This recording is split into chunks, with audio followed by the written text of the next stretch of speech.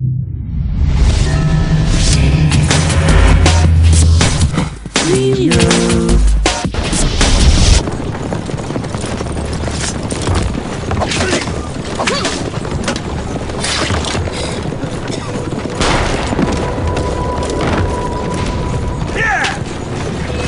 only been a year since Assassin's Creed 2, so you'd be forgiven if you thought that Assassin's Creed Brotherhood would feel more like a stopgap than a full-bodied follow-up.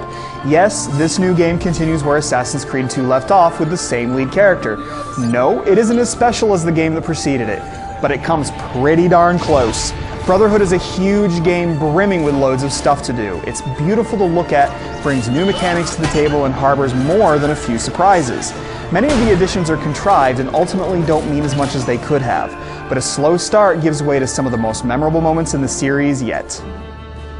The wisdom of our creed is revealed through these words.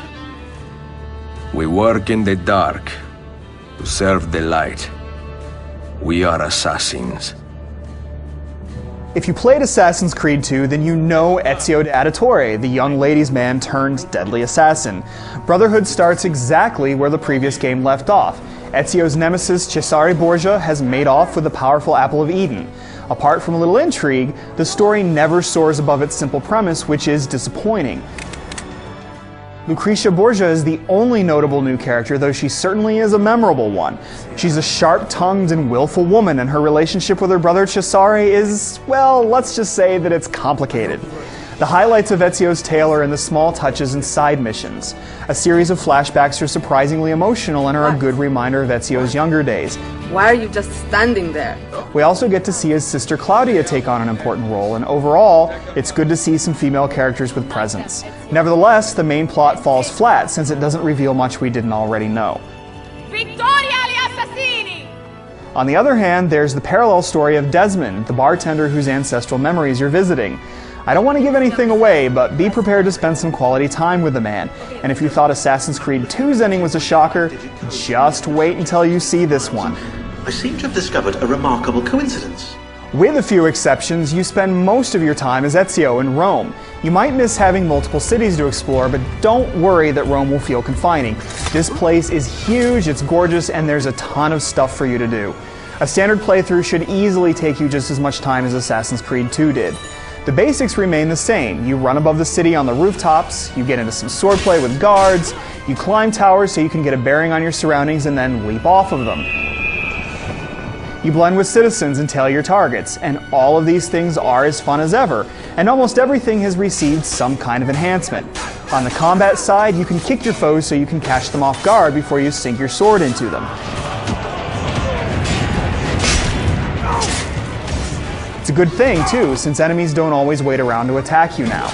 It isn't that much more challenging, though, since you can now string together one-slash kills, which looks really cool and sheds plenty of blood. Some of those towers you climb must be set on fire. To do that, you need to assassinate an officer in advance. Traveling is made easier now that you can whistle for a horse and you can ride one almost anywhere. The economy means even more now too, since you must purchase buildings like tailors and blacksmith shops before you gain access to vendors. You even buy famous landmarks. There are a lot of other small improvements and changes, but you get the point. A lot of tweaks have been made, many for the better. The big addition is how you can now recruit new assassins. Remember the citizens being harassed in the first Assassin's Creed? They're back, but now when you save one, they'll join your cause.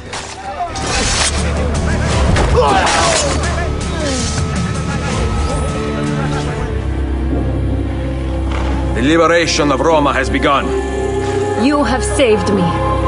My life is yours to command. From there, you send them off on missions in a menu-based interface. They level up, and eventually they become full-fledged assassins. You can call on them in battle and they'll jump out of nearby haystacks or ride in on a horse and do some of your dirty work for you. In the end, though, this edition feels more than a bit contrived. The game leads you to believe that recruiting these assassins has some kind of overall purpose, but the whole thing feels sort of pointless. The combat is still easy enough that you might even forget you can call on your brothers. And once you reach the end of the game, you discover that all that time you spent training and recruiting doesn't really culminate in anything important. Luckily, there are plenty of other terrific features that help pick up the slack.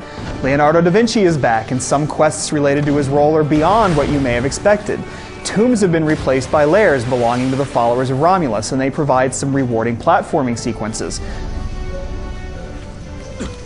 Not all the missions are awesome. Ones that require careful stealth can sometimes fall flat. But overall, there's a ton of variety and enough gameplay surprises to keep you guessing, so the weak moments are just blips on the radar.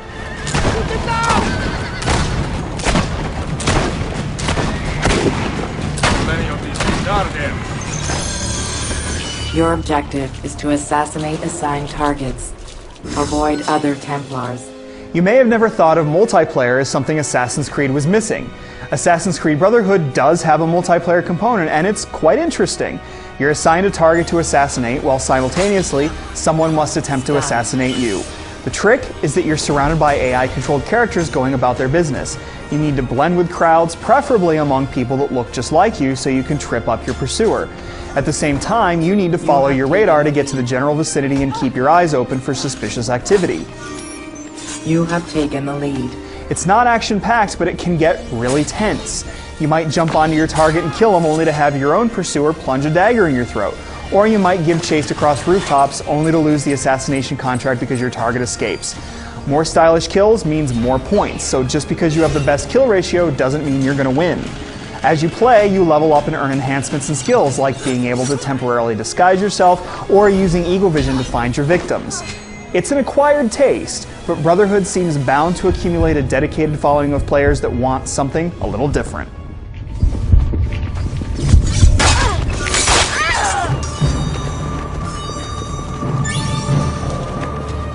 As you might imagine, Assassin's Creed Brotherhood is gorgeous to look at. It oozes details everywhere, from the interior of palaces to the famous Colosseum. We did run into several occasions in which we fell through the geometry and were swimming in water many stories below the city. These and a few other hitches make Brotherhood feel a tiny bit sloppier than the first two games, but overall, it's still a visual stunner. So, it's not the grand slam Assassin's Creed 2 was, but Brotherhood is hardly a cash-in. If anything, it's shocking just how big this game really is, and how it manages to set itself apart with interesting new mechanics and lots of great missions. Throw in a cool multiplayer component and you have a game that does anything but rest on its laurels. Not every new thing it does is a step in the right direction, but Assassin's Creed Brotherhood doesn't coast. Instead, it's yet another great reason to take that leap of faith.